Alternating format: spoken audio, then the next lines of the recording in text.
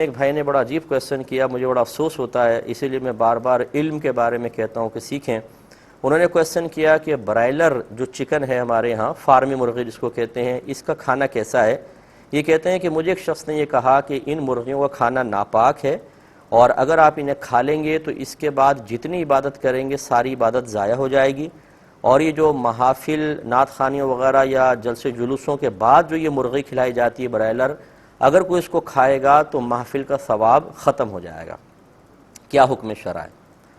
دیکھیں، پہلی بات تو یہ کہ جس شخص نے بھی یہ کہا وہ انتہائی جاہل انسان ہے۔ اگر وہ بھی سن رہا ہو تو برا نہ مانے، کیونکہ چور کو چور کہیں برا مانتا ہے، اور جاہل کو جاہل کہیں وہ برا مانتا ہے۔ حالانکہ ایسے لوگوں کے بارے میں جن کو علم کچھ بھی نہیں ہوتا اور وہ بڑکے مارتے ہیں پبلک کے اندر بیٹھ کر، سامنے بیچارے سادہ قسم کے لوگ ہوتے ہیں، تو ان میں اس طرح کی جھوٹی باتیں اور بڑی بڑی باتیں کر کے وہ بعض اوقات مرکز نگاہ بن کر ایک حظ نفس حاصل کر رہے ہوتے ہیں، ان کو بڑا مزہ آ رہا ہوتا ہے۔ لوگ بیچارے سمجھتے ہیں اس کو کافی معلومات ہے اسی لیے بول رہا ہے، وہ خوف خدا کی وجہ سے خاموش ہوتے ہیں، اور اس کے دل میں ذرہ برابر خوف خدا نہیں ہوتا، اور لوگوں کو گمراہ کرنے کی کوشش کرتا ہے۔ نبی کریم صلی اللہ علیہ وسلم نے واضح فرمایا کہ جو بغیر علم کے فتویٰ دے اس پر زمین و آسمان کے تمام فرشتے لعنت کرتے ہیں۔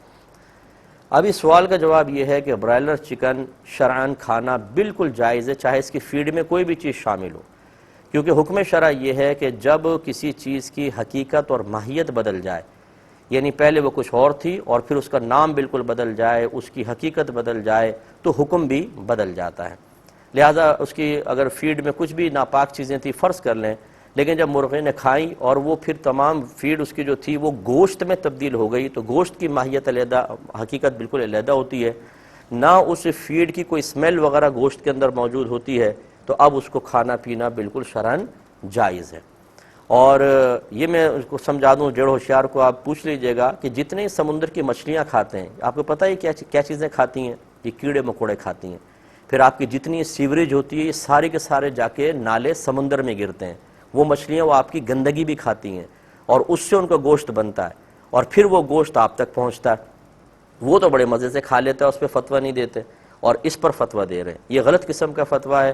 اگر کوئی اپنے طور پہ اس کو دل نہیں چاہتا وہ نہ کھانا چاہے، اس کی مرضی ہے، لیکن حکم شرع یہ ہے کہ اس کا کھانا بالکل طیب ہے، حلال ہے، اور اس کے حرام کا فتویٰ دینا خود حرام ہے۔ یہ بالکل حلال اور طیب ہے، کھا سکتے ہیں۔ تو آپ خلاصہ کلام یہ ہے کہ یہ جو برائلر مرغی ہے اس کا کھانا شرعاً طیب اور حلال ہے۔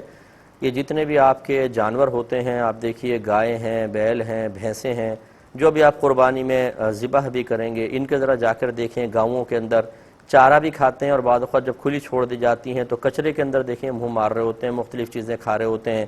پھر نالی کا پانی بھی پی لیتے ہیں۔ اسی طرح جو گاؤں کے اندر مرغیاں ہوتی ہیں، یا جیسے اندرون سندھ سے وہاں سے مرغیاں شہروں کے اندر لائی جاتی ہیں،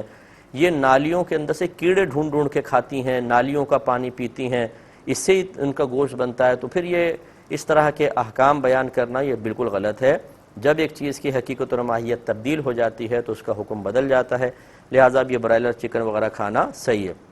اور یہاں ایک ضمناً بات عرض کر دیتا ہوں کہ اگر بالفرض کوئی جانور کوئی گندی چیز کھا رہا ہے جس کی وجہ سے اس کے جسم میں یا اس کے گوشت میں اسمیل پیدا ہو جائے، فقہا نے فرمایا اب بھی اس کا کھانا اس حالت میں تو مکروہ ہے، لیکن یہ نہیں کہ ہمیشہ کے لیے حرام ہے۔ جیسے بعض ابھی قربانی کے اندر جو غیر خصی بکرے لے کر آتے ہیں، یہ عموماً اپنا پیشاب پیتا ہے، اور اس سے اس کے جسم میں اتنی اسمیل پیدا ہو جاتی ہے کہ جہاں سے گزرتا ہے آپ دیکھیں وہاں گلی بھی بدبودار ہو جاتی ہے۔ اور یقینی سی بات ہے جب یہ پیتا ہے گندگی کو تو وہ اس کے جسم کے گوشت وغیرہ کے اندر شامل بھی ہوتی ہے، اس کا حصہ بن جاتا ہے۔ اب بتائیں اس کا گوشت کھانا کا کیا شرعی حکم ہے؟ تو اس لیے علماء نے بیان فرمایا کہ اگر اسی طرح کا بکرا جو پیشاب پینے کا عادی اور اس کے جسم سے اسمیل آ رہی ہو، اس کی قربانی مکروہ ہے، لیکن پھر بھی ہو جائے گی، گوشت کھانا حرام نہیں کہا۔ اور اس کے لیے مشورہ یہ دیا گیا ہے کہ ایسے جانور جیسے اب گائے کوئی ہے، کوئی گوبر کھا رہی ہے، گندگی کھا رہی ہے، تو ان کو باندھ کر رکھا جائے اور پاکیزہ اور صاف چارہ دیا جائے، یہاں تک کہ ان کے گوشت سے بدبو بس دور ہو جائے۔ یہ نہیں کہ اب اندازے سے اس کے گوشت کاٹ کاٹ کے پھینکو تاکہ نیا گوشت بنے اور وہ پاکیزہ غذا سے ہو تو پھر اس کو کھانا جائز ہے۔ تو اس لیے ایسے لوگ کہ جو بیچارے صرف اپنی عقل کو بنیاد بنا کر، جو عقل بھی نقص سے بھرپور ہے، یہ بھی نہیں کہ چلیں کہ عالم ہوتا ہے، اس کی علم ہوتا ہے، وہ اپنی عقل سے سوچتا ہے، تو اس کی شرع رہنمائی کے لیے کچھ اصول ہوتے ہیں، قرآن کی آیات ہوتی ہیں، احادیث کریمہ ہوتی ہیں، تو اس کی عقل کے فیصلے بہت اچھے اور صحیح ہو سکتے ہیں۔ اور جو جاہل بیچارہ جس نے کبھی الف بے بھی دین کی نہ سیکھی اور وہ اپنے عقل کو لڑاتا ہے تو پھر اسی قسم کے مسائل بیان کرتا ہے. تو اس لیے ایک تو اس کو پیار سے سمجھائیں کہ آپ اللہ کی بارگاہ میں توبہ کریں اور ایسا نہ کریں. اور ایسے شخص جو اگر وہ بالفرض کوئی دینی ماحول سے وابستہ ہے، دینی ماحول سے وابستہ کا مطلب یہ ہے کہ بعض اوقات ایسا ہوتا ہے کہ قاری صاحب ہے، کوئی حافظ صاحب ہے، وہ بھی ایسی چٹکلے چھوڑ دیا کرتے ہیں، تو پھر ان سے آئندہ کبھی بھی مسئلہ معلوم نہ کریں، کیونکہ یہ اس ایک فتوے کے دینے سے ہی پتہ چل جاتا ہے کہ وہ شخص اس قابل نہیں ہے کہ اس سے دینی رہنمائی حاصل کی جائے. ایک بھائی نے کویسچن کیا کہ بعض اوقات ہم بس میں بھی جا سکتے ہیں، افورڈ کر سکتے ہیں، سب کچھ ہے، لیکن ہم روڈ پہ لفٹ مانگتے ہیں. تو یہ جو لفٹ مانگنا ہے کیا یہ بیجا سوال کرنے میں داخل ہے یا نہیں ہے؟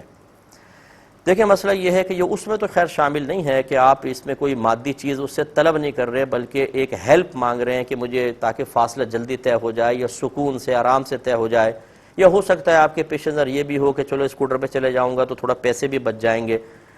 تو یہ مطلب اس میں سوال اس والے سوال میں تو نہیں آتا جس کو نبی کریم صلی اللہ علیہ وسلم نے منع فرمایا.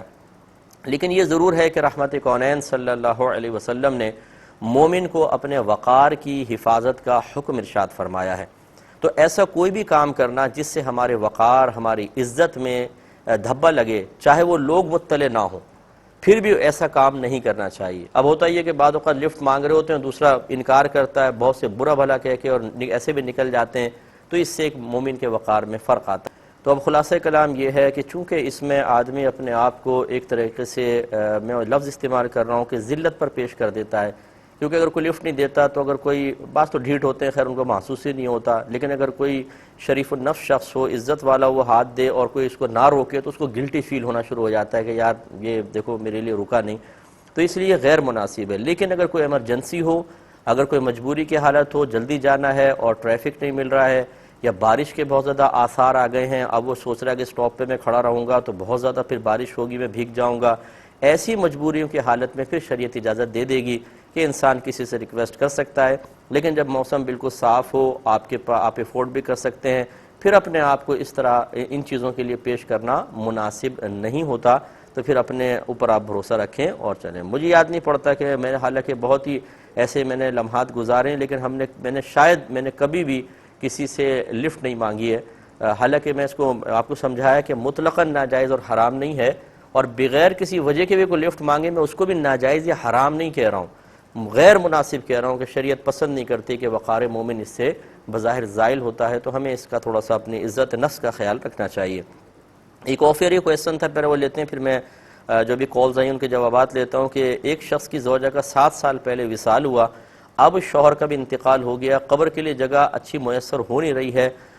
جیسے قبرستان تنگ ہو گئے ہیں، تو کیا اس کی بیوی کی قبر کھود کے شوہر کو اس میں دفنایا جا سکتا ہے یا نہیں؟ دیکھیں جب ایک دفعہ کسی کو دفنا دیا تو پھر بغیر کسی ضرورت کے اس کو کھول بھی نہیں سکتے ہیں، چاہے جائے کہ دوسرے کو دفنایا جائے، اور بغیر کسی ضرورت کے اس طرح پھر دوسرے کو دفنانا یہ شدید ناجائز ہے. وجہ اس کی یہ ہے کہ بعض مردہ جو ہے وہ اپنے کس حال میں ہے قبر میں، یہ اللہ تعالیٰ نے اس کے راز، اس کے پردے بعض اوقات رکھے ہوتے ہیں. ہم قبر کھود لیتے ہیں تو وہ پردے بعض اوقات اللہ کے حکم سے ہوتا ہے لیکن ظاہر ہو جاتے ہیں، اور پھر وہ بعض غیر مناسب حالتیں ہوتی ہیں کہ جو مطلب نہیں ظاہر ہونی چاہیے. جیسے گورکن تھے، شرح الصدور بشرح حال الموت والقبور میں انہوں نے اپنا واقعہ بیان کیا کہ وہ گورکن تھے، کہتے ہیں میں نے قبر کھودی، برابر والی قبر ایک دم کھل گئی، تو میں نے اس میں دیکھا کہ ایک نوجوان تھا جو اپنے ہاتھ خود چبا رہا تھا، یعنی مردہ. تو ایسے ایسے واقعات سامنے ہو جاتے ہیں. تو ہرگز اس کی اجازت نہیں ہوگی کہ بغیر کسی ضرورت کے اس میں دفنایا جائے، اور کوئی جگہ تلاش کر کے دوسری جگہ دفنائے. ہاں اگر ایسی کوئی پرانی قبریں تھیں، آپ کو نہیں پتا، گورکن نے کھود کے دے دی اور آپ نے اس میں مردہ دفنا دیا، تو اس میں پھر آپ کا قصور نہیں، وہ پھر گورکن قصوروار ہے. اسی لیے غالباً میرے آقا صلی اللہ علیہ وسلم نے ارشاد فرمایا کہ بروز قیامت ایک ایک قبر سے 70 مردے اٹھیں گے. تو یہ اشارہ ہے اسی طرف کہ اسی طرح ایک ہی قبر میں بعض اوقات بہت سارے، یا یہ اشارہ ہے کہ قتل بہت کثیر ہو جائیں گے، اجتماعی قبریں بنیں گی تو ایک ایک قبر سے 70 مردے، اور ایسا بھی ہو رہا ہے. دونوں اس کی مصداق ہو سکتے ہیں. ایک ہی بھائی کہتے ہیں کہ مجھ پہ حج فرض ہو گیا اور میرا ارادہ بھی ہے کہ اس سال میں حج کروں گا، تو کیا میں ان ایام میں اگر جا کے عمرہ کر لیتا ہوں تو میرے لیے حج تمتع کرنا لازم ہو جائے گا؟ دیکھیں حج تمتع یہی ہوتا ہے کہ آدمی جا کے پہلے عمرہ، یعنی اس میں عمرے کا الگ احرام پہنتے ہیں، اس کے بعد جب حج کا ٹائم آتا ہے یعنی 8 ذوالحجہ، تو پھر حج کا احرام علیحدہ نیت کے ساتھ پہنا جاتا ہے. تو اس لیے ان ایام کے اندر علماء نے منع فرمایا کہ اگر آپ حج تمتع کرنا چاہتے ہیں تو ٹھیک ہے، پھر تو آپ کر سکتے ہیں، لیکن اس میں بھی یہ ہے کہ جب آپ مکہ جا کے عمرہ کر لیں تو واپس اپنے وطن کے اندر نہیں آئیں گے، وہیں پر آپ رہیں، اور یا پھر آپ مطلب اگر کر چکے ہیں عمرہ کیا ہے تو پھر آپ حج تمتع کی نیت کریں اور حج و تمتع ہی کر لیں تو یہ بہتر ہے۔